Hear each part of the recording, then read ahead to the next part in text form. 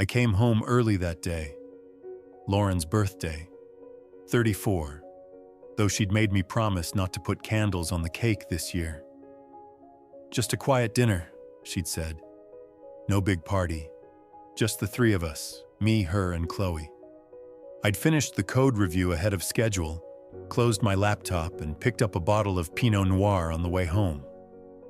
Figured I'd cook something decent for once, maybe that mushroom risotto she liked.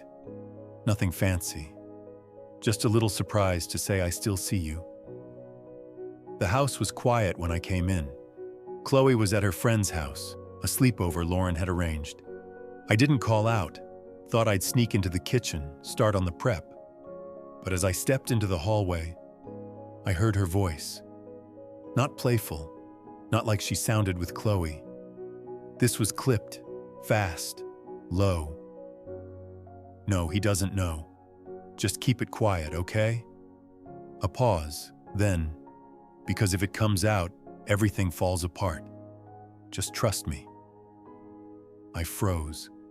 Something in her tone, the tension, the edge, tied a knot in my stomach. I wasn't eavesdropping, not exactly. I just didn't want to interrupt. Didn't want to hear more. A few seconds later, I stepped forward. Louder this time, keys jangling in my hand. She flinched when I entered the kitchen, then pasted on a smile too fast to be real. Phone already locked and face down on the counter. Hey, you're early. Thought I'd surprise you. Picked up your favorite. I lifted the wine. Her eyes darted once toward the hallway, then back to me. You always do, she said, taking the bottle. Just give me 10 minutes. I was finishing a call with Mom. She's stressed about the retirement home stuff. I nodded, but something was off. Her voice had changed. The way she touched her necklace. The one Chloe gave her for Mother's Day last year. She always did that when she was nervous. I told myself I was imagining things, that birthdays were stressful, that I was tired. But something had shifted in that moment, a tiny crack in the glass. I just didn't know yet how fast it would spread. Lauren and I met 10 years ago at a mutual friend's wedding in Charleston. She wore a green dress and had this way of tucking her hair behind her ear when she laughed, like she wasn't used to anyone really listening. I'd just turned 26, still working nights debugging payroll systems for a logistics company no one had heard of. She was 24, finishing a master's in early education. We danced once, talked for 3 hours after that. Married 2 years later in a courthouse on a Tuesday. It wasn't a big wedding, just a few friends, her sister, my brother, and a couple disposable cameras. I remember thinking how easy it all felt. Like I'd found someone who wanted the same things I did. Stability, simplicity, a life built together, brick by brick. Lauren always said she wanted to be a mother. She talked about it like it was the most natural thing in the world.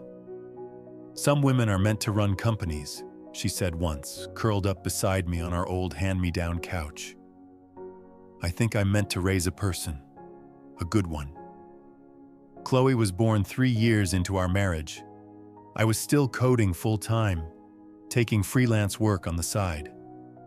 Lauren stayed home that first year. I remember holding Chloe in the hospital, all red-faced and blinking, thinking this is it, the family I'd never had growing up. We bought a small house in Raleigh, nothing fancy, 3 bedrooms. One of them became my home office. Another became Chloe's nursery. I painted it soft green on a Saturday afternoon while Lauren picked out curtains. She made pancakes the next morning and danced barefoot in the kitchen with Chloe in her arms. For a while, everything made sense. Weekends at the park, nighttime stories, Sunday grocery runs, quiet, happy routines. I was the dad who fixed broken toys and packed lunches. Lauren handled the schedules, the parent-teacher meetings, the birthday invitations. We were a team, or so I thought. Looking back now, I see how easy it is to love someone's potential, to build your world around the idea of permanence. But ideas and reality don't always match. And sometimes, the cracks don't show until the foundation's already shifting underneath you. I just didn't see it yet. It came on a Thursday. Brown paper envelope, state seal in the corner, addressed to me but with Lauren's handwriting on the received by line. She must have grabbed it from the mailbox, set it on the table like it was nothing. I didn't notice it until after dinner, when Chloe was already upstairs brushing her teeth. It wasn't a bill, wasn't junk, just one of those official-looking envelopes that makes your chest tighten before you even know why. I sat down and opened it slowly. It took me a second to process what I was reading. Division of Child Support Services, case ID #4478-9321. Notice of past due support and paternity filing. Total amount due, $78,416.25.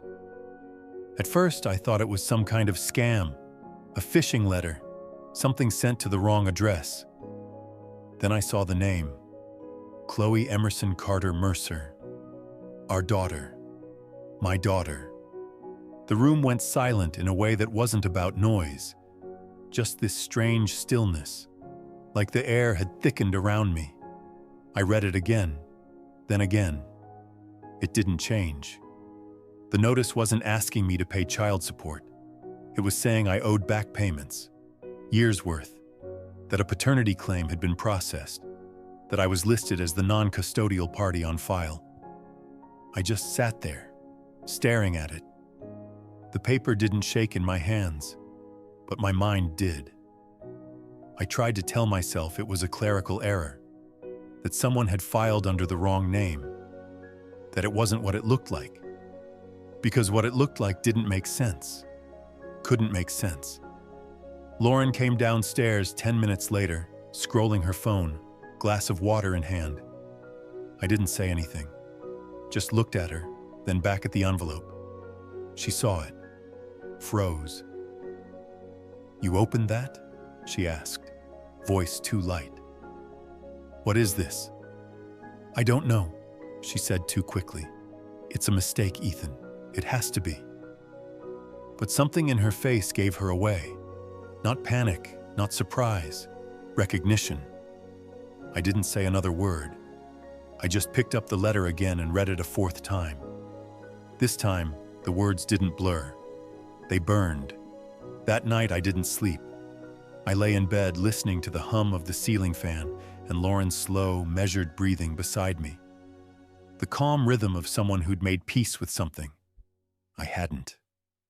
At 7:03 a.m., I called the number listed on the notice.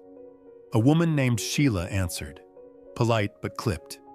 I gave her the case ID, confirmed my identity. She put me on hold, then came back on the line like she'd been expecting the call. "Yes, Mr. Mercer. We received the paternity confirmation results 6 weeks ago. You were identified as not being the biological father. That triggered the reassignment of financial responsibility for the child listed on the claim." I sat up. "Wait, what test?" She paused. "We have a signed submission form on file with your name and information. The results came from a certified lab. Are you saying you didn't authorize this?" "I never took a DNA test," I said. "Not for this. Not ever." She went quiet. Then, "Let me double-check something." Another pause. Fingers clicking on keys in the background. Then she came back, her voice more careful this time. "The sample was submitted by a third party, but it was labeled under your name. It matched a genetic profile pulled from medical records tied to a previous health screening." I felt like I was falling, even though I was sitting perfectly still. "I didn't consent to that," I said. "No, sir," she said quietly. "It doesn't appear you did. Someone had accessed my medical records, or submitted someone else's DNA under my name.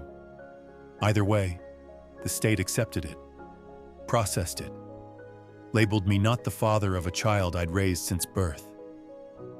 Chloe was 7. I'd held her hand on the first day of preschool. I'd sat through late-night fevers, dance recitals, nightmares about monsters in the closet. I was the man who built the bookshelf for her stuffed animals, who braided her hair with shaking hands the morning of school picture day. And now some state agency had erased that with a single swab of someone else's DNA. When I hung up, I didn't call Lauren right away. I just sat there with the silence and the rage building slowly in my chest. Not loud, not explosive, just focused. Because now I had questions, and I already knew she had answers. I waited until Chloe was at school. Sat across from Lauren at the kitchen table. Same table we'd picked out together when she was pregnant. Same table where we'd helped Chloe with math homework, blew out birthday candles, read the Sunday paper in our quiet, shared mornings. Now it felt like a courtroom, and I was done pretending. "Who took the DNA test?" I asked. Voice steady, no heat. She didn't answer right away, just looked down at the mug in her hands like the steam might blur the truth. "Was it you?" I asked again. She nodded once. It wasn't supposed to happen like this. I didn't speak, just waited. Lauren's shoulders sagged. She looked older in that moment, smaller. When we got married, things weren't perfect. You remember, we were fighting a lot that first year. I said nothing. We took that break, just a few weeks, but She swallowed. I was upset. I made a mistake. My breath caught in my chest, but I didn't let it show. "Chloe." She nodded again, slower this time. "I didn't know, not for sure. I told myself it was yours. I wanted it to be. And you were there for everything. I didn't think it mattered. But it did. Yes." She met my eyes, finally. "It does now." "Why now?" I asked. She hesitated. "Lauren," she broke, not loud, just a shudder in her breath, a quiet unraveling. Because he found me a few months ago. He said he wanted to be in her life." My hands were folded on the table. I didn't move them, didn't clench my fists. "Who?" I told him no. I begged him to leave it alone. I said she had a father. I thought it would go away. It didn't. No. And the state? She nodded. He filed a claim, said he had a right to know her. It triggered the paternity test. And when the results came back, "You let them hold me financially responsible." She didn't answer. I stood slowly, not angry, just hollow. She called after me, but I didn't turn around. That was the moment I knew something was ending. Maybe not the marriage, not yet, but the version of my life I thought I had, that was already gone. His name was Zach. I remembered him. Tall, cocky, the kind of guy who called everyone boss and laughed too loud at his own jokes. He worked with Lauren at her old marketing firm, back when Chloe was just a toddler. I'd met him twice, shook his hand, thought nothing of it. Now he had a name, a face, a title. The biological father of my daughter. Lauren gave me his last name, said she didn't know where he lived anymore. I didn't believe her, and I didn't need her to tell me. I found him in 20 minutes. Facebook profile, LinkedIn account, digital breadcrumbs. He lived 2 towns over, out of work. Profile full of motivational quotes and pictures of gym selfies. I didn't reach out. Not yet. I needed facts first. Angela, my lawyer, pulled the paternity claim. It was filed 2 months ago. Attached was a statement from Zach. He'd been in contact with Lauren for over a year. Claimed he'd always suspected Chloe was his. said he'd tried to do the right thing. That was the part that made me laugh. Just once. Quiet. Bitter. Lauren had lied to me for 7 years, and when it finally came apart, she didn't come clean. She improvised, scrambled, redirected. Angela dug deeper, found the payment trail. 2 small transfers from Lauren's personal account to Zach's Venmo over the past year. Vague labels, gift, thank you. Then they stopped. Looks like they had an arrangement, Angela said. And when it fell through, he got litigious. Why redirect the child support to me? I asked. She looked at me for a long moment. Because you have a job. Because you're on the birth certificate. Because from a legal standpoint, you're the only consistent parent of record. And because Zach filed for parental rights, but didn't want the financial ones. Lauren panicked. Let the system lean on you instead.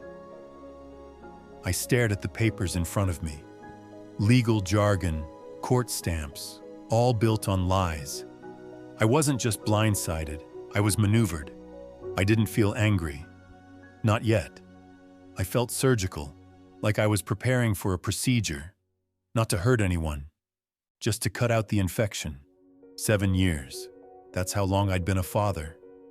Her father. First steps on our hardwood floor. The little purple socks that kept slipping off.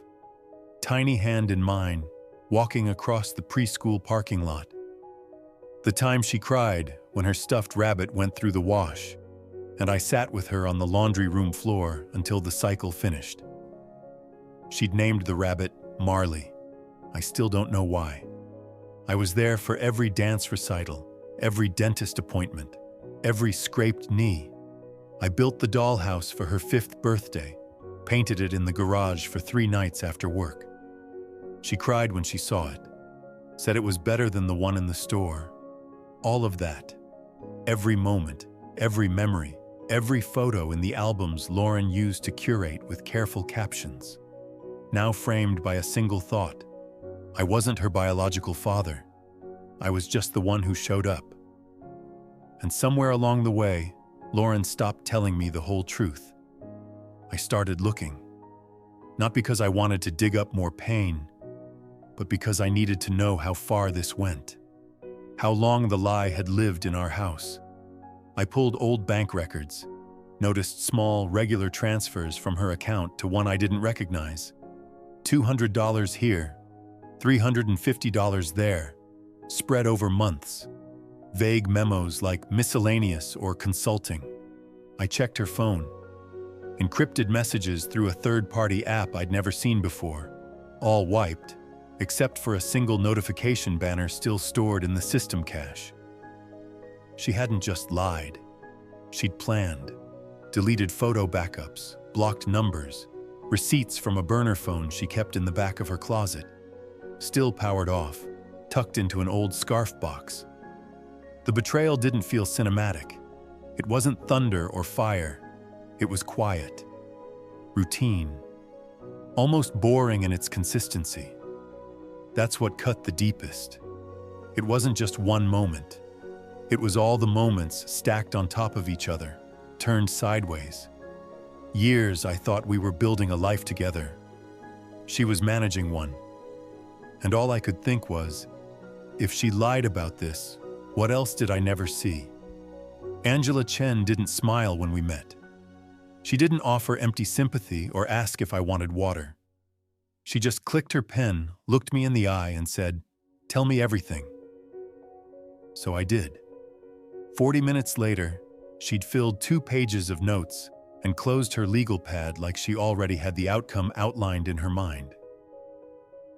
"This isn't the first time I've seen something like this," she said. "Not the last either. People lie about this a lot. More than you'd think. Some out of fear, some out of convenience. Others, because they don't think they'll get caught." I slid the documents across the table. The child support notice, the paternity filing, copies of Lauren's messages. Angela scanned them quickly, nodded once. "You're not on the hook for this unless you let yourself be." What does that mean? It means we fight. We file a petition to vacate financial responsibility based on fraudulent concealment of paternity. We make a formal claim that you were misled, that the DNA was submitted without consent, and that the mother acted in bad faith. I nodded slowly. "Are you seeking full custody?" she asked. That stopped me. I thought about Chloe, her laugh, the way she still ran into my arms after school like she didn't know something had changed. "I don't want to take her away from her mom," I said, "but I'm not disappearing either." "Then we file for shared custody, with you listed as legal guardian. No more ambiguity. You're either in her life with protection, or you're vulnerable to whatever Lauren does next." She was right. This wasn't about revenge. It was about protection, for Chloe, for myself. Angela outlined the steps, depositions, affidavits, motion hearings. It would take months, maybe more, and it wouldn't be pretty. "Will it hurt Chloe?" I asked. She looked at me like I'd just confirmed something she already suspected. "Not as much as the truth being buried again will," she said. By the end of that meeting, I didn't feel better, but I felt ready, and that was enough. Angela called it surgical patience. "You want justice," she said, "not vengeance. Vengeance is noisy. Justice is quiet." So we waited. We didn't confront Lauren. We didn't tip our hand. Instead, Angela filed a subpoena for digital communications. Everything between Lauren and Zach over the last 2 years. It took a few weeks to process, longer to comb through. But when the emails came back, the pieces snapped into place. There were dozens of messages, some cautious, some desperate. One stood out. Subject: "Keep your mouth shut." From Lauren Mercer to Zach Hall.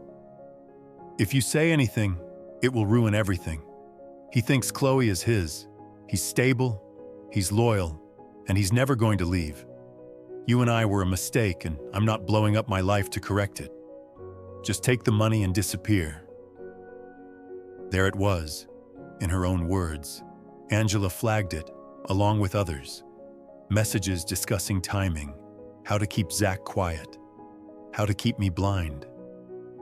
Another thread, months earlier, revealed the moment Zach demanded to meet Chloe. Lauren tried to stall him, said she'd handle it. Then came the threats. Zach saying if she didn't let him see his daughter, he'd go to court. That's when she panicked. That's when she filed the DNA paperwork using a sample taken from my routine blood screening 2 years ago. She'd accessed my medical records through our shared insurance portal, downloaded the report, passed it off as a legal submission. Angela put everything into a folder, printed, highlighted, cross-referenced. "She's smart," she said, "calculated, but she got sloppy. Greed always does that." I didn't feel victorious. I felt numb, like I'd been holding my breath for months and forgot how to exhale. "Do we go to her now?" I asked. Angela shook her head. "No, we wait for court. Let her speak first. Let her lie under oath. Then we pull the rug." It wasn't about embarrassing Lauren. It wasn't about revenge. It was about ending this the way it started, with silence, certainty, and a single truth. You don't get to destroy someone and walk away untouched. The courtroom smelled like cold coffee and dust. I wore a navy jacket Lauren had bought me 2 Christmases ago. She wore a white blouse, hair pinned back like she was headed to a PTA fundraiser. Zach didn't show. Filed an affidavit in lieu of appearance. Lauren's lawyer started first, calm, collected, full of practiced sympathy. "She's deeply saddened," he said, "by Mr. Mercer's abrupt abandonment of his parental role.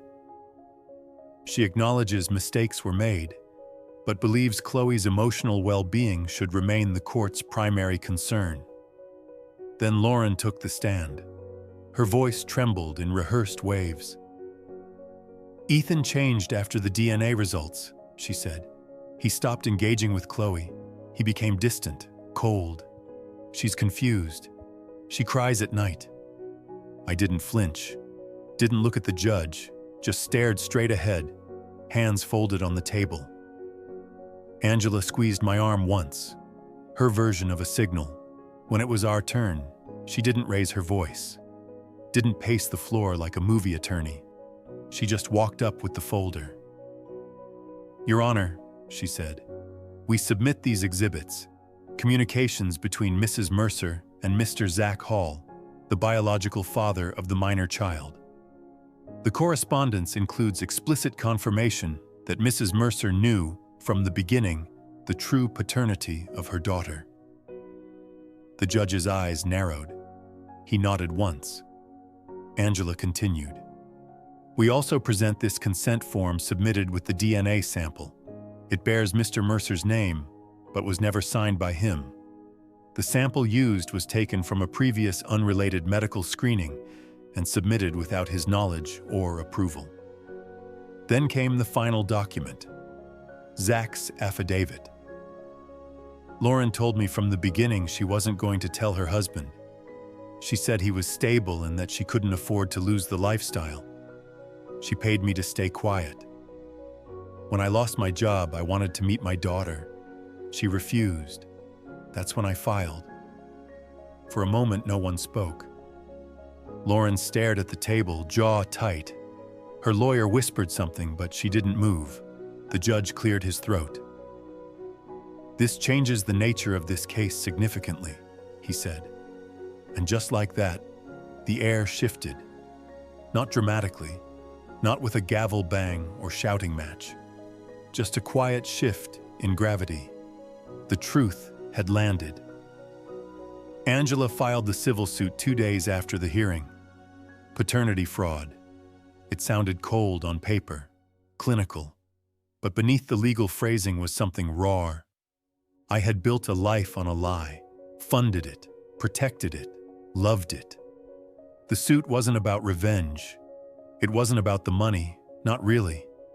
It was about recognition that I wasn't just a man caught in an unfortunate situation. I was a target of manipulation, of emotional and financial exploitation, of something deliberate, designed, and sustained. The complaint listed 3 causes: intentional misrepresentation of paternity, fraudulent financial burden, reputational damage resulting in quantifiable distress. The judge reviewed it all. Quiet, methodical. Then he looked up and nodded. "There is sufficient basis to move this forward," he said. "We'll proceed to pretrial motions." Lauren didn't look at me. Her lawyer whispered, then nodded stiffly. There was no more denial, no more spinning the story. The court also issued a new order. Chloe was to receive an independent psychological evaluation, supervised by a court-appointed child counselor. "She needs to be heard," the judge said, "and protected." Angela leaned toward me afterward. "This isn't just about financial closure anymore. It's about rewriting the narrative, on record." I didn't say much, just nodded. Later that night, I sat in my office staring at the old family photo on my desk. The 3 of us at the lake. Chloe on my shoulders, arms outstretched like wings. That photo used to make me proud. Now it made me pause. Not because I doubted what we had, but because I was finally beginning to understand it for what it really was. I didn't stop being a father when the DNA said otherwise. I didn't stop being her protector when the courts got involved. I wasn't walking away, but I was walking differently now, not blindly, not trustingly, but with clarity. Because sometimes the deepest betrayal doesn't come from strangers. It comes from the people who knew exactly what you'd give and took anyway. It came in a yellow envelope, delivered by hand through the court liaison. The counselor had explained the process. Chloe would write something, a note, a drawing, whatever she wanted, as part of her evaluation. The goal wasn't evidence. It was expression, a way for the court to understand how she saw the people around her. I waited until the house was quiet, sat at the kitchen table, opened the envelope like it might break. Inside was a single sheet of paper, folded once. "Dear Daddy, I know you're sad and don't come home at night anymore. I miss pancakes and Saturday cartoons and your funny voice when you read the Bear book. I miss Marley too, but I still sleep with her every night. Mom says things are complicated, but I don't care. You're still my dad. I don't care about tests. You're the one who tucks me in. You're the one who finds the monsters. I want to see you more. Love, Chloe." There were crayon drawings at the bottom, stick figures holding hands. One was taller, labeled me. The other wore glasses. Mine. I read the letter twice, then a third time. Didn't cry. Not really. Just sat there with something heavy and warm rising in my chest all at once. I hadn't told her the truth. Not directly. That wasn't mine to share. But kids know more than we think. They feel it. In absences, in silences, in the way adults' voices change when the room gets too quiet. She knew something was broken, but not between her and me. I wasn't her biological father, but I was her dad, in the ways that mattered most, in the moments that leave fingerprints on memory. Reading that letter didn't fix everything. It didn't erase the lies or the legal battle or the nights I lay awake wondering if I'd failed her. But it reminded me why I was fighting. Not for a courtroom win, not for a financial payout. For her. For the little girl who still believed in me, not because of DNA, but because I'd never stopped showing up. The ruling came on a Wednesday. Cloudy skies, damp sidewalks, the kind of day that already feels heavy before anything's said aloud. Lauren stood across from me in the courtroom, eyes fixed on the floor, like if she didn't look up, the judgment wouldn't land. But it did. Temporary loss of custody. Court-ordered repayment of $43,700 in misappropriated child support. Mandatory counseling. Zach was granted partial custody, supervised for now. Bi-weekly visits, parenting courses. He hadn't contested the process, hadn't fought for dominance, just asked for the chance to know his daughter. I didn't like the man. I probably never would. But I didn't hate him either. He hadn't built a lie. He'd just walked into one.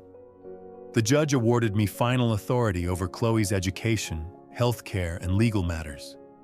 I wasn't the biological father, but I was the legal guardian of record going forward, permanently. Angela asked if I wanted to pursue full restitution, emotional damages, lost time, punitive fines. I told her no. This wasn't about draining Lauren's bank account. It was about drawing a line in permanent ink. This far, no further. The lie had already cost enough. When Chloe found out about the new arrangement, she asked if it meant I'd be around more. "Only if you want me to be," I said. She nodded, then reached out and took my hand. That night, I packed up the rest of my things from the house. Lauren didn't stop me. She stood in the hallway with her arms crossed, like she was bracing for a storm that never came. "I never meant for it to go this far," she said. I didn't reply. Not out of anger, just nothing left to say. Some people want forgiveness before they earn it. Others mistake silence for surrender. I wasn't giving either. I didn't win in a conventional sense. There were no trophies, no applause, just a thin file stamped with the word "granted" and a quiet ride home. But I'd fought for the truth, set the boundaries. protected the one person who had no voice in any of this. And for the first time in a long time, I felt steady. 9 months later, life moved slower. I'd traded the rental townhouse for a small 2-bedroom near Lake Wheeler. Quiet neighborhood, no shared walls.